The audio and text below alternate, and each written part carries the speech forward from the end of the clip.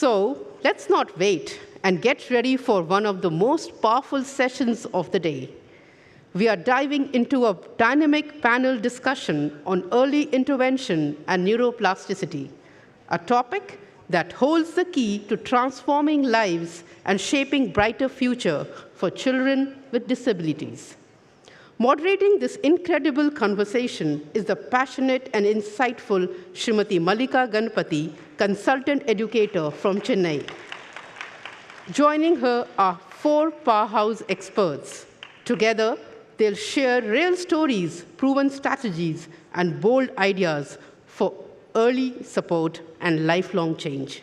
Please put your hands together for our amazing moderator and esteemed panelists. Thank you.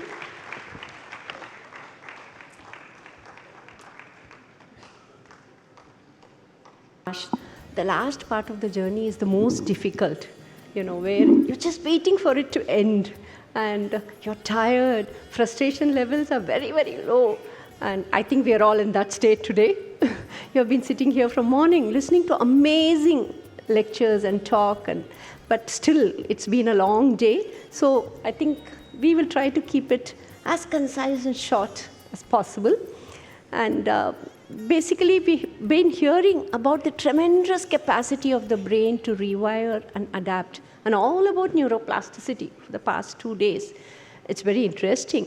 But this is a very important aspect of child development which is generally ignored. And I think it's very, very important for parents or children or caregivers or educators to understand this aspect of child development or the science behind the brain development so that they can get an insight into stimulation and learning.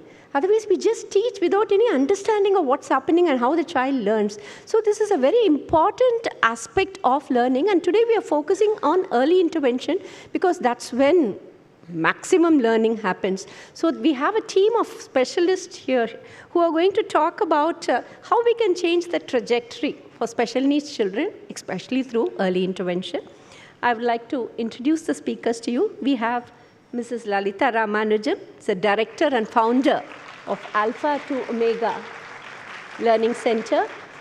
And she has more than 3 decades of experience in this field. And I'm very proud to say hers was the first lecture in LD that I attended. And Dr. Anita Nakra's first book is what I read on LD. That was long back. I have to trace back a few decades. She has pioneered services for specific learning disability in Chennai especially, because the school which we heard was Alpha to Omega in those days. And she was very compassionate even before 2 or 3, I think in early 90s. Right? Early 90s, she facilitated, training program for teachers to include children with SLD into mainstream classroom, more demystifying the condition and helping them to look at the strengths of the child and work with them through setting up resource rooms. I think that's an amazing work she has done, and today it's really grown so exponentially in Chennai. Thank you so much, ma'am, and welcome. And next we have Mrs. Jayashree Ramesh. She is director of ASHA. I think everybody, especially from Bangalore or Chennai, have heard about ASHA. It says Academy for Severe Handicap and Autism. Autism, like everybody spoke today, is still an enigma. What we know about autism is just the tip of the iceberg. We are still trying to understand what's happening inside. And I think the knowledge of autism I got was from autobiographies rather than reading from professionals. They really gave me an insight into what autism is, but still we are nowhere there. And she has brought in her experience, tremendous experience as special educator, into bringing in innovative practices. Every day, practices or intervention programs are changing. What we did yesterday is not used today. So I think she's bringing in that innovation, and she's also done a lot of community engagement, which I think is really good, because many NGOs fail to do that, and there's no point in just training the child and sending him back to a community which is not sensitized. And also on advocacy. Under her stewardship, ASHA has reached to many families and children. Thank you, ma'am. And next, we have Dr. Professor Venkatalakshmi. She's from VHT, Central Institute of Home Science, Maharani Cluster University. with 28 plus years, rich in experience in academics. Professor Venkatalakshmi has published more than 70 plus papers, and she's written a lot of guidebooks for parents and educators. And I think we were discussing with her these 2 days of importance of child development being in the education, not only for, for everybody. I think anybody who's going to get married and have a child should understand child development, all parents. So it's a very important aspect of child rearing and parenting, and it should become a compulsory subject for all, especially in high school. And Professor Venkatalakshmi is here to share with us the importance of play in early intervention. Welcome, ma'am. And next, emerging but a vital member of the team is Dr. Tarishi Nemani. She's a consultant pediatric neurologist in Institute of Neuroscience, Mazumdar Shah Medical Center in Bangalore. She has MD in pediatrics and a fellowship in pediatric neurology. And she actually brings her expertise is in neurogenetic disorders, working with epilepsy, ADHD, ASD, and such disorders. She's here to share her valuable insight and her experience. Just before coming here, she asked me, can I share an experience with a few parents? I said, that's most welcome. It demystifies the condition much better than anything else. So she's here to share her insights and experience into neuroplasticity and AI. Now I think we'll quickly move into the session and give them time to talk. My first question is to Dr. Tarishi, because we'll start at the beginning. Can you demystify that everybody has been talking about neuroplasticity and the process? I would like you to demystify in very simple terms what is neuroplasticity and what is the significance of neuroplasticity. We know now that it happens throughout one's life, but what is the significance of neuroplasticity in early intervention? So thank you everyone for this opportunity, and thank you for that great question. So since morning we've heard about neuroplasticity, and we know that it is the ability of the brain to adapt and reorganize, form new neural connections. But I want to start with answering what Professor Subramanian asked. What is actually happening in the brain when we say neuroplasticity? So there is something called as structural neuroplasticity. So every experience and learning, every experience that the child encounters in his environment actually creates new connections, and there is actually a change in the brain tissue. So that is what is structural neuroplasticity. And when we come to functional neuroplasticity, we all see children with disabilities, somebody who has undergone some stroke at birth or a hypoxic damage, and there is loss of function. And basically inside the brain, what is happening? There is loss of the neurons who were supposed to do a certain skill or action. But what happens to them over time? The beauty of the brain is the ability to adapt. So the rest of the brain, which is not damaged, which is normal, actually tries to recover the lost function. So let me share you an experience. I was treating this young boy, 6-year-old, with a severe movement disorder. And he really has difficulty to bring even the food, to coordinate the hand to his mouth, to be able to eat properly. And he walks into my OPD with a card with a beautiful flower on it. And he gives it to me saying, "Doctor, I've made this with you." I am filled with joy, and I look at him and then I look at the father. I'm wondering how he's managed to actually draw this. I'm very happy inside. The father proudly brings out the phone and mobile and shows me he's drawn this with his feet, with his toes. Can any of us actually do it? He shows me that video. So that is the inefficiency, but his brain, his cognitive ability, his emotion, and his motor neuroplasticity, which is given the function of the hand to his legs. How beautiful it is. So that is the power of neuroplasticity, which we all can encounter. So now, as Madam Malika said, that neuroplasticity is happening throughout life. But why are we talking about it now as educators? So our children, the early brain. So can you see this diagram of the brain? At birth, it is 25% of the brain is developed. But at 3 years, already the 85% of the brain is already formed. And if we see the next flow chart, beyond 3 years, the language, the higher cognitive function, the sensory, everything is already peaked. And the synaptic connections, they start pruning. So we have already lost the boat if we have not acted in the early critical period. And that is the importance of early intervention and how we will use neuroplasticity to actually enhance the early intervention.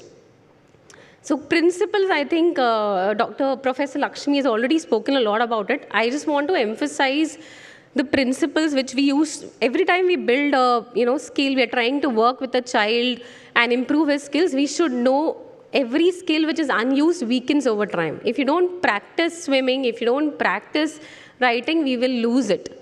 Practice matters. Every time you are repeating everything, that is what we do in an intervention. When we are repetitively doing a thing, we are laying down the pathways, we are laying down permanent connections in the brain. And the timing, the critical period is the most important thing. Also, we have to make it meaningful. It's not just doing physio and doing exercise, moving the joints. It has to be goal-directed. What is the functional outcome we are trying to achieve? And keeping that goal in mind is how we have to harness the neuroplasticity of the brain. Also, to remember the skill transfer. So, we've all played music with our children, right? If you're happy and you know it, clap your hands. What are we trying to do it?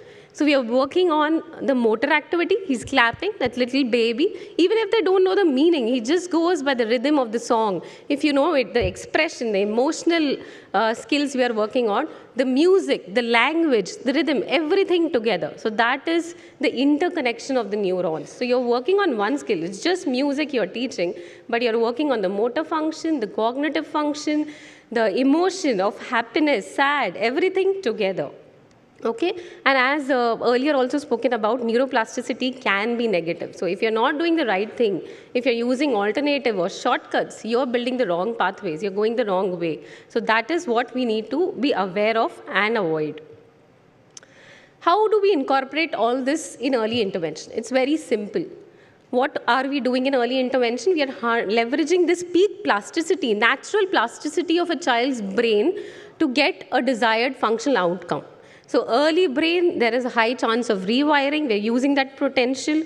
Repetitive action, we are strengthening the circuits. Alternative pathways are being created by early intervention. And we also have to keep in mind the sensitive periods and use the environment to stimulate. It has to be multi-sensory to actually get the desired functional outcome. So in practice, we all have to start early. It has to be child-centric. We have to personalize. Every child is different. It has to be personalized according to the strengths and weakness of the child. We need to enrich, provide a multi-sensory environment for which we require a multi-sensory, multidisciplinary team, the OT, the physio, the special educators, everybody is needed. And also we have to introduce in this digital world to the AI, the smart tools, the Avaz app, and so many apps which I heard about here being created for these children. I think it's amazing. We really need to integrate all this together. That is the way forward. And just I want to end with saying that neuroplasticity is not just doing more therapy. It is actually providing the right experience to the child at the right time, in the right context to make that change in the brain. And again, two things as Dr. Jain mentioned, change and novelty. So we have to adapt to the change, and the more new small challenges we introduce every day, that increases the adaptability of the brain. So with this is the concept of using neuroplasticity to early intervention. Thank you.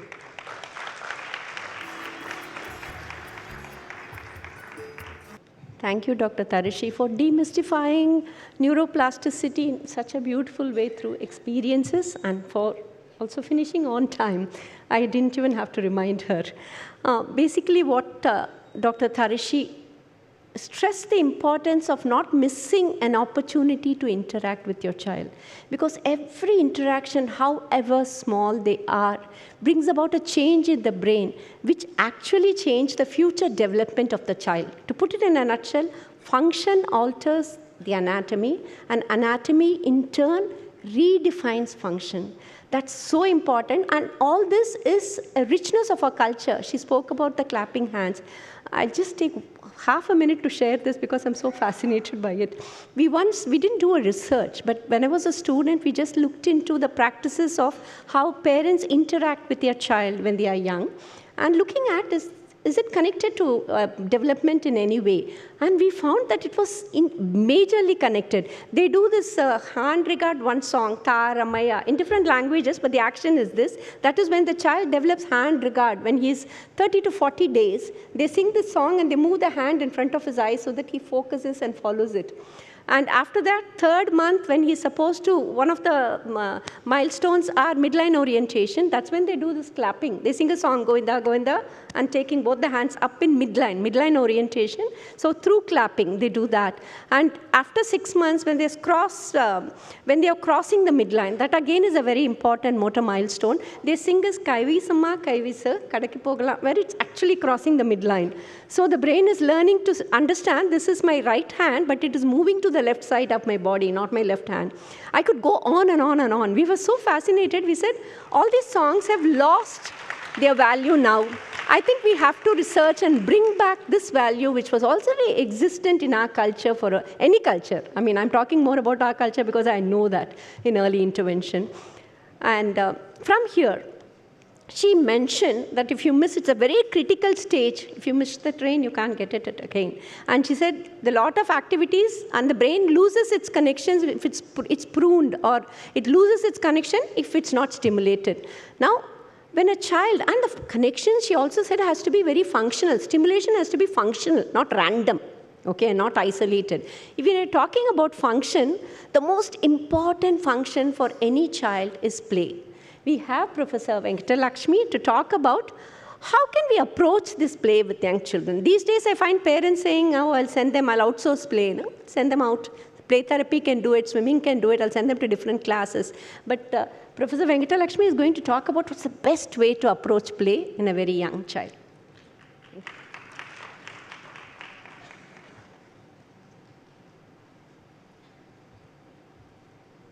Good evening, everyone. I would just like to tell you that play is the powerhouse for a child's development. And play also helps in integrating the domains of development, the physical, the social, the cognitive, the emotional, and the language. Play is not a therapy, it is a child's work. Play also teaches young children life skills. Knowingly or unknowingly, they learn about life skills, be it self-awareness, decision-making, problem-solving. But it is all, again, based on the age appropriateness of the child and the kind of exposure the child receives from the environment, especially the immediate environment. It could be the parents, it could be the teachers, it could be the facilitators. So it's very important for us, as parents and educators to understand what are the strengths of our child. This is very important. And with just mere observation, we can also understand what are the strengths and where exactly the concerns for the child lies. Play also helps a child with socio-emotional learning. It can come through rhymes, especially the action rhymes. As Madam said, it could be something like, where is Thumbkin? One little finger, clap your hands. So this is something, that helps a child to feel very good about himself or herself. Okay, so now what happens here is when we talk about play, there are certain essentials that needs to be kept in mind. For example, it is very important to provide a good or a right kind of an exposure for children. Right? This exposure is very, very important without restricting the child's movements. Okay? The second thing is the more exposure that is given to the child, the attention span is better. Again, please keep in mind the age appropriateness is very, very important. And once the attention is good, then what happens? The retention is better because we as adults are following it up with the child. What did you play? What did you do? How did you manage? So these kind of questions also is very essential from our end. And then comes experimentation or hands-on learning. This is very important. Never be in a hurry to finish anything for the child. Ensure that the child learns on his own or on her own. This is very important, that is experiential learning. Then comes what is called as experience, because practice makes a man perfect. When the child is doing the repeated task time and again, then what happens? You see the reproduction and the motivation also being present in the child. Therefore, the 3E concepts is very important for young children. And moving on, it's also very important to ask a child the what questions. Okay, most of the time what we do as caretakers, parents, and as teachers, we are also quite tired and trying to stop it at that point of time. But encouraging the child by asking simple questions like what, where did you go, when did you start playing, okay, who joined you, right? What did you learn? These kind of questions helps the child to reflect upon and try to look for answers, and even the thought process is very good in a child, right? So as Madam Lakshmi had already mentioned in her talk, saying that don't create anything within the house. Please remember there is something called as indoor play and outdoor play, okay? Outdoor play would always benefit a child because the good exposure the child gets, better is the learning component. So always ensure that the child also practices, or you practice it for the child by asking what is called as the what questions. Then next is to focus on the F words. This is very important. Body needs movement. Right? So functioning is nothing but, refers to what the child is doing. It could just be a threading activity, or it could be painting. Children enjoy what is called as finger painting. Children enjoy jumping, hopping, skipping, balancing, right? This is very important, pushing a tricycle. All this involves function. Next is the family, the essential environment for the children. So as the caregivers, parents, and, of course, at school it is the teachers, we also should ensure that we are involved in the child's play. It is not like leaving the child and watching the child play. Here again, it depends on the age of the child. Next is, play always offers scope for fitness. The well-being of a child comes only through play. And please remember that play also helps in having a very good sleep, exercise, and good nutrition also. Children also develop a good appetite through play, right? And immunity is also developed. So then next is fun. Play is nothing but it is fun for children. Okay? It may look very tiresome for us, but it is very fun for children. And they learn a lot from less effort from our end. Next is, it is only play which helps a child to establish peer group. Okay? Social group interaction, especially with pretend play, role play, okay? Or in child development, we call it as dramatization. This is very, very important. Concept of money, concept of buying, concept of taking, concept of sharing, concept of turn-taking. All this comes through, the social circle or the friends group. Therefore, peers or friends play a very important role in the life of every child. Last but not the least is, what is learned today is remembered for tomorrow.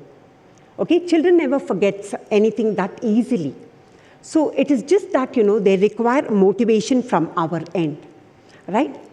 Last but not the least is, try to adapt smart approach for play. What is the smart approach is, try to provide stimulation and sensorial experiences.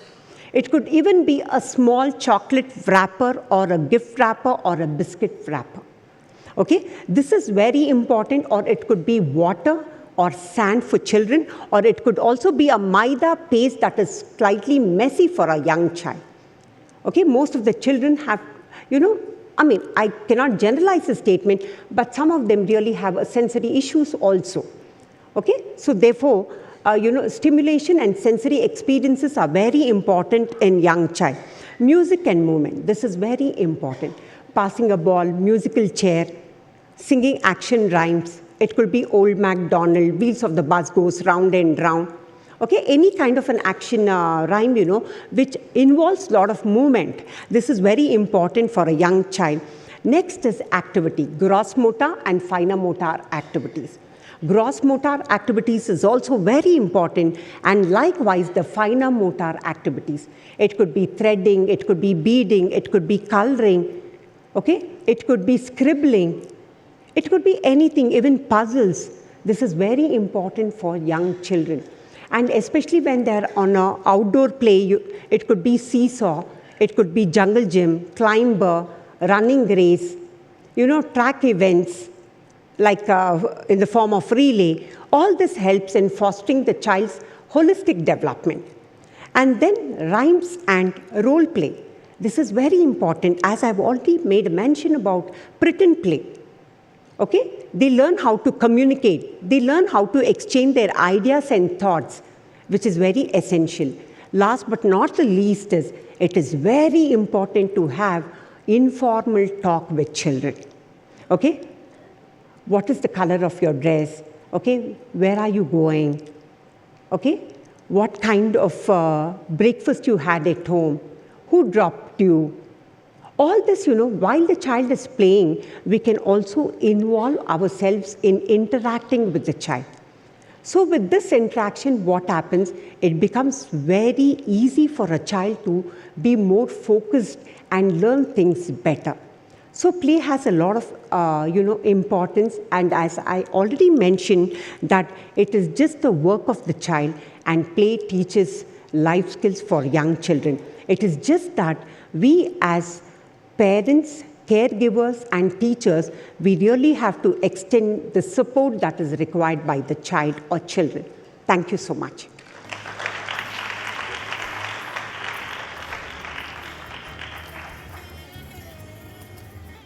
Thank you, Dr. Venkatalakshmi. And one of the most important things she said is play has to be fun. These days we have a tendency to send our children to all types of classes from 2.5 to tennis class, swimming class, and it becomes competitive. They have to take part, win a prize, and I don't know, even coaches push that. We have to understand play has to be fun, and free play is very, very important in a child because it's very unique to every child. And nature has its innate plan for every child, what we feel. And it's our responsibility to allow or facilitate that child to move towards that plan by observing the child, understanding him. So play has to be child-initiated and child-specific. These are the two things we have to remember. Child-initiated, child-specific, and fun. And very unique to every child. Thank you. We move on to the next panelist, Dr. Srimati Jayashree Ramesh. My question to you is, Dr. Venkatalakshmi spoke about the importance of interaction with caretakers and interaction with the natural environment, because children, when they interact with the natural environment, not only know about the world, but they also learn about themselves. But in autism, the core difficulty is in social skills, and their sensory integration issues makes it even harder to interact with the environment, and they have a problem interacting and communicating effectively with they try to, but we don't understand them, so the effective interaction there is lost. Many of the parents come and tell me, what do? I don't know how to talk to him. I don't know how to interact with him. So this is the key problem. What are the key areas we have to work if we want EI, neuroplasticity during early intervention in autism? Good evening. It's such an honor and a pleasure to be here. Thank you, Dr. Sri Vidya. This was long overdue. Yes, to answer your question, I will just quickly go over a few background information, and then we will... You've heard about neurodiversity from yesterday. Just to draw your focus on how is autism very specific in terms of neurodiversity. So what happens? See, autism is one of the most complex conditions, and we know children with autism process information very differently compared to other children who have special needs. So the wiring itself, I think it's crossed somewhere. Also, it's non-pathological. It's not a disease. So it's not like autism, you can find a cure. You're looking for a cure. You're still trying to work with the condition and make it, much better. And the last thing that is really very difficult for caregivers, for teachers to work is the spectrum of difficulties. We do have high functioning, very verbal, people on the autism spectrum with very little bit difficulties in social skills and social relationships, versus children who are very, very difficult, kicking, screaming all the time with no communication. It drives the parent up the wall. So we know it is basically a large spectrum when we talk about autism, and so we always say If you know one child with autism, you know one child with autism. So that is where you have to do the evaluation. You have to do your analysis to say, where does this child fit on the autism spectrum disorder? To come back to what Dr. Mallika was asking us about, what do you do for a young child? When I started work in this field, they always said, if the child has not spoken by the time the child is 4 years old, forget it, he'll never learn to be verbal. But I have seen kids in my program at age of 10, 12, starting to speak. The verbal skills developed so late. So it continued to kind of unravel something for us, and we were always wondering, says reaches a chain that everything is to do with 0 to 3 years of the brain development, but where is this child developing skills? So today we know that it is due to neuroplasticity, and you can't give up.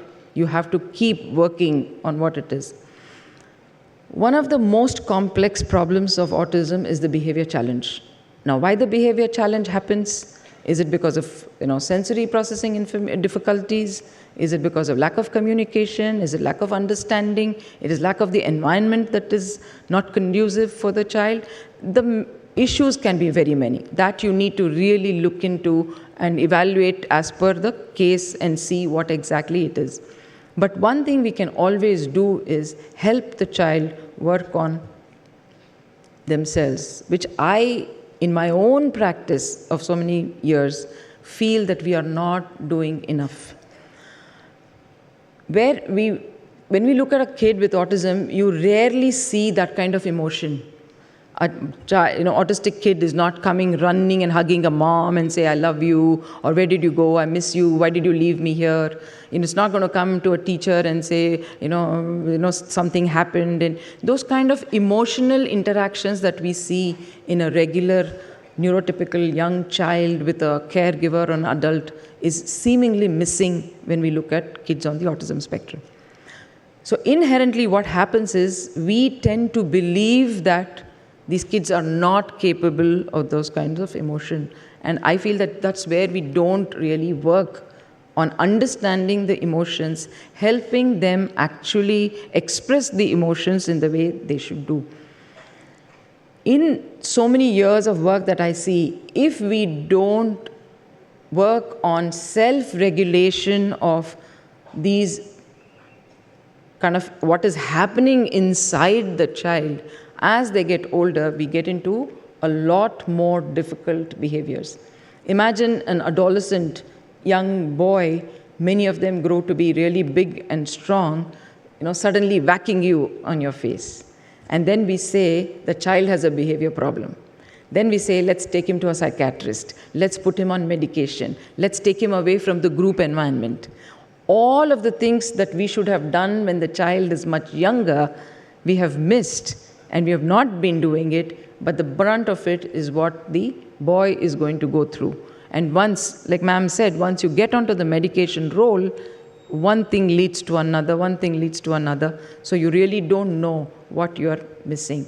So the fact is that we may work on communication, which we need to do. We have to help them express in whatever way it is. We saw a young man with Avaz, what he spoke about the Global Summit. There are very many ways of, AAC methods. Some of the children are also developing verbal skills. So early intervention with a strong focus on social skills, on communication, and some very, very structured activities, I think will help kids develop and be emotionally much more stable than what it is they're doing there. 2 or 3 things that are very, very critical is that I think, as it is, this brain is going through a big onslaught of so many things. Anything that we have to work on to rewire these brains, one, of course, requires time. The other one requires consistency. Now, where we see caregivers give up is that the trying is so hard. So they say that I tried for a week, I tried for 10 days, I tried for a month, but I'm not seeing any result. So then you say, okay, this kid can't learn, and then you give up. But that's where we have to help families understand that what you're trying, if it is not working, then we'll have to re-look at what will work. So there are different ways. So they said challenge the child, give a lot of variety. That is how new neural connections will happen. And that is what I think we really have to do when it comes to young children. One is they are very difficult to manage when they are young because they are just learning about the entire environment. They are just trying to deal with what is happening, to them. So we have to be really patient. We have to be very consistent, and we have to be really planned. And definitely the caregivers or the primary parent requires a lot of support, and as well as the teachers in the class. But from what I have seen, definitely this brain can learn, this brain can change, and today many of our young adults can be very, very productive. I just want to tell you that the sari that I'm wearing is printed by autistic people at our vocational center. So if they can be productive and they can do something which I'm proud to wear, I'm sure there's a long way to go. Thank you very much.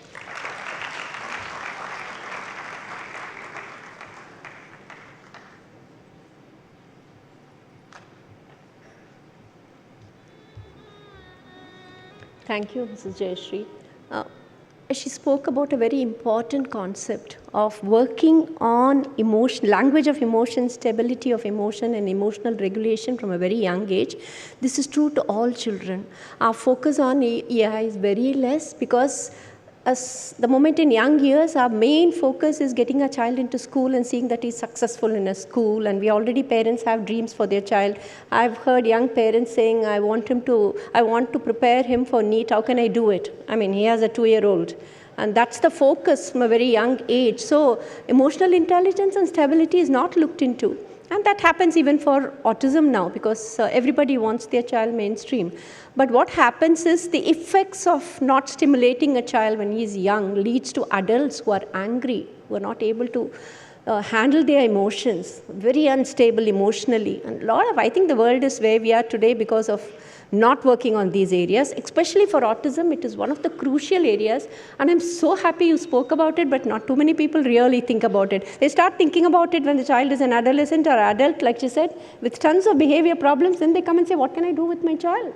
How can I teach him to regulate his emotion, express his anger? He doesn't even all those connections are already pruned, lost. Now, how am I going to start the thing again? He's learned a lot of coping mechanisms which are not constructive. So I think thank you so much for the focus on this area. That comes to the next question.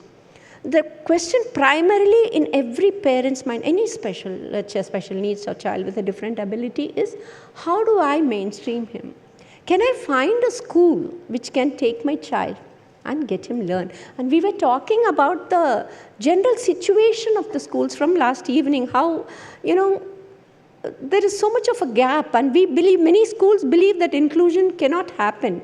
The problem is not the concept of inclusion. That is 100% it can happen. We just don't have a conducive environment or the readiness or the skills needed to include a child in a mainstream environment. It's always integration. We find many schools will say, put him there, but it's your job to see that he does all that we expect in a classroom. So it's really, I won't even call it integration. They just out of charity, they say the child can sit here and maybe pay the fees. That's it. So it's really, I'm not saying all schools are like that. There are schools which are very progressive and doing a lot of work, but there's so much more to work in this field. Everyone spoke about it, how difficult, and there's a very big need here. I would ask Mrs. Lalita Ramanujam, which started inclusion 3 decades back, on what are the approaches that would make a change and allow schools to practice differentiated instruction in a classroom and reach out to every child. I liked what one of the speakers said, encouraging individuality and personal competence of every child in a classroom. That's a big question in everybody's mind. Please enlighten us.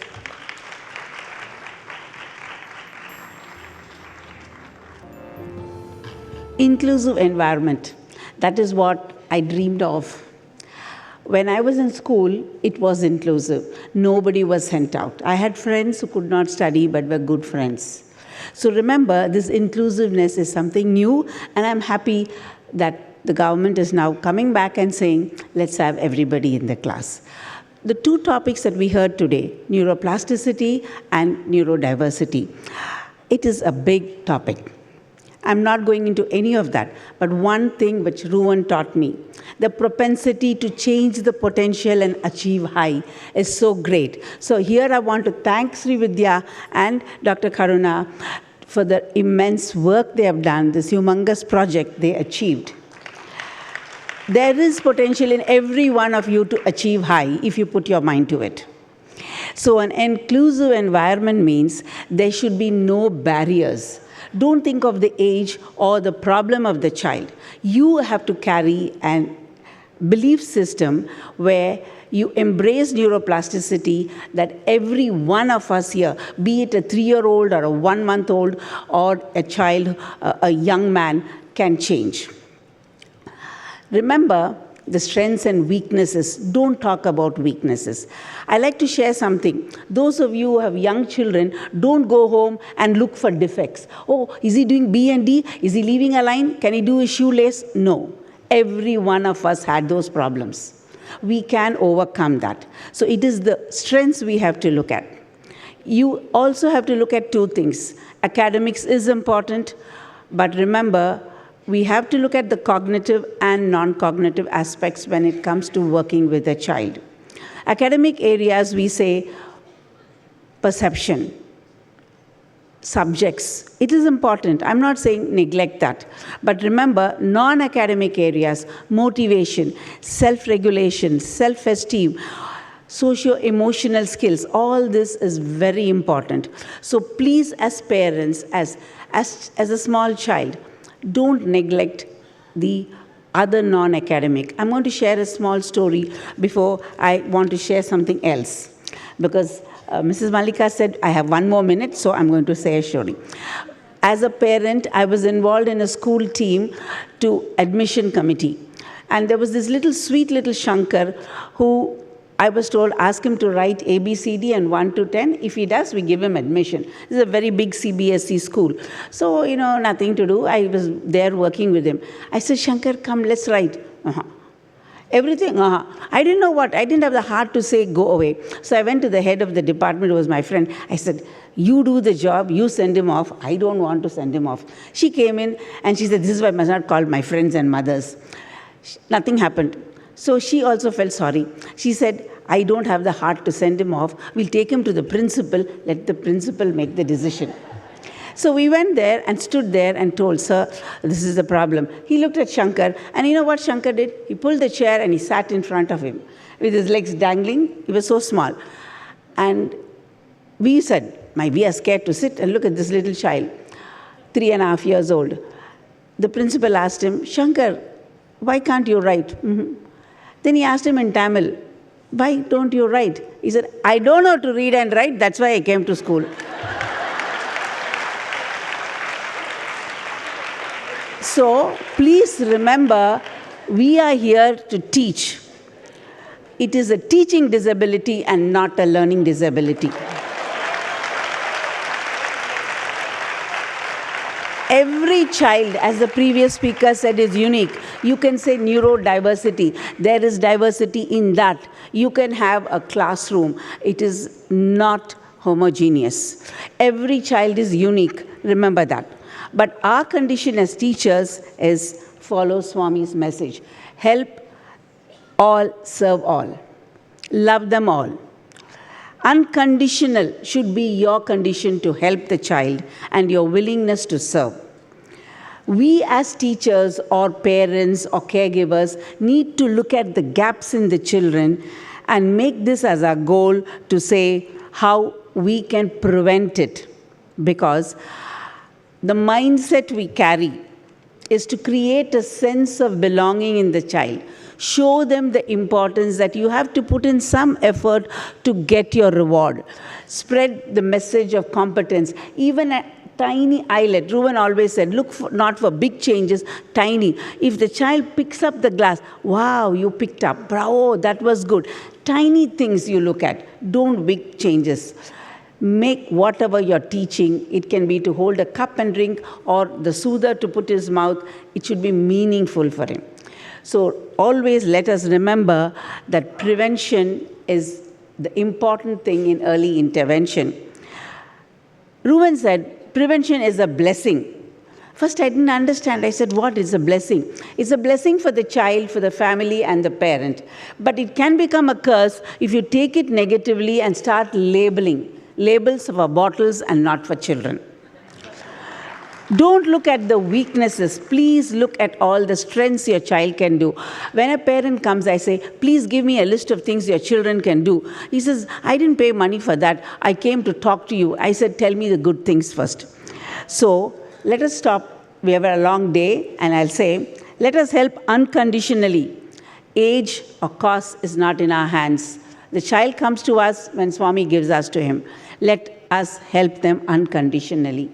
Thank you very much.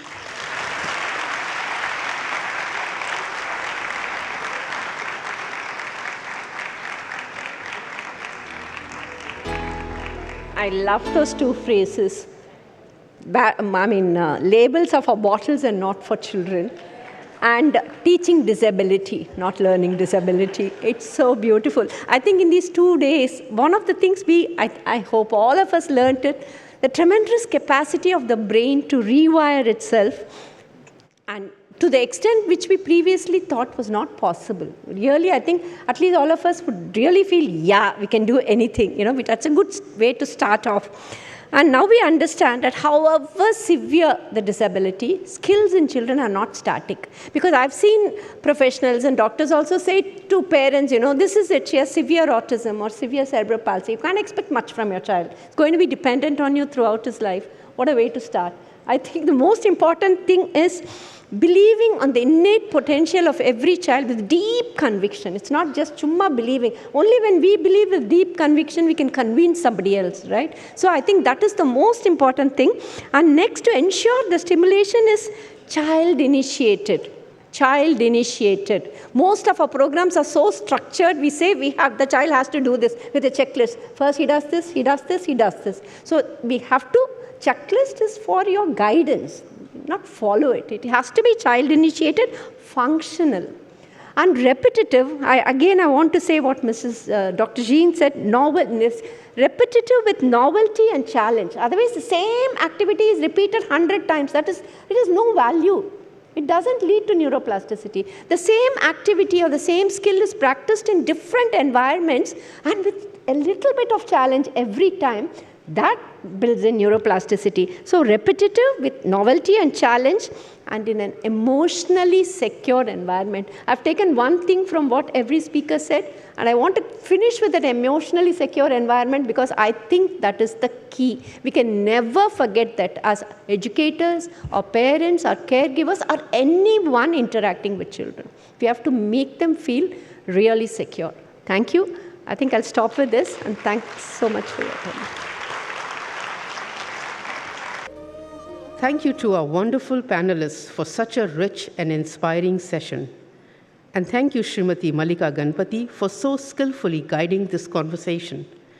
This session leaves us with hope, clarity, and renewed purpose. Let's carry these reflections forward as we continue our journey towards inclusion. May I now invite Srimati Vijayashree Krishnan and Srimati Geeta Nayak to please felicitate Srimati Mallika Ganpati. May I now request Srimati Vijay Bharti and Srimati Vasanta Brahmandam to step forward and felicitate Srimati Jayashree Ramesh.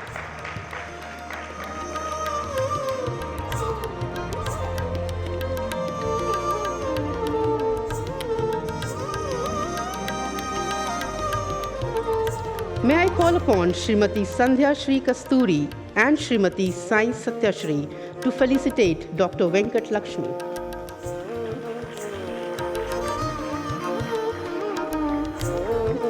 May I now call upon the honor of inviting Srimati Vanja Indurti and Srimati Sudha Lenin to felicitate Srimati Lalita Ramanjan for her distinguished presence.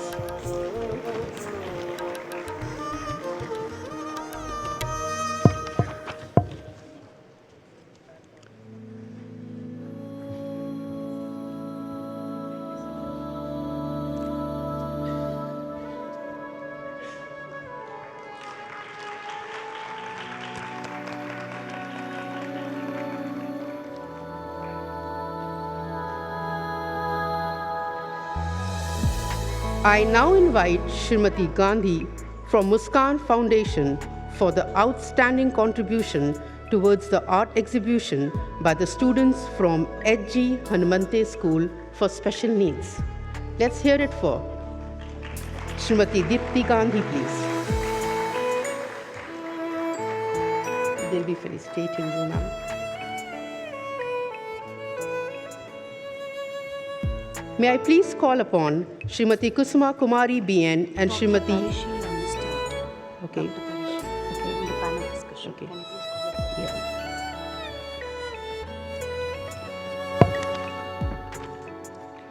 May I request Shweta Sahan, Srimati Shweta Sahan and Shalini Niranjan to felicitate Dr. Tarishi.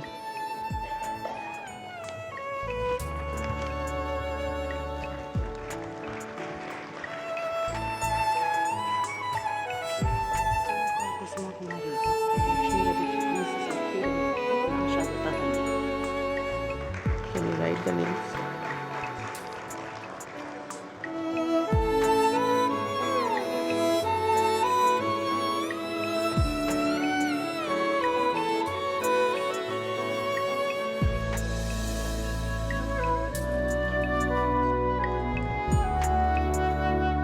May I now invite Srimati Lakshmi Ravi Shankar and Srimati Ashalata Dalvi to please felicitate Srimati Dipti Gandhi.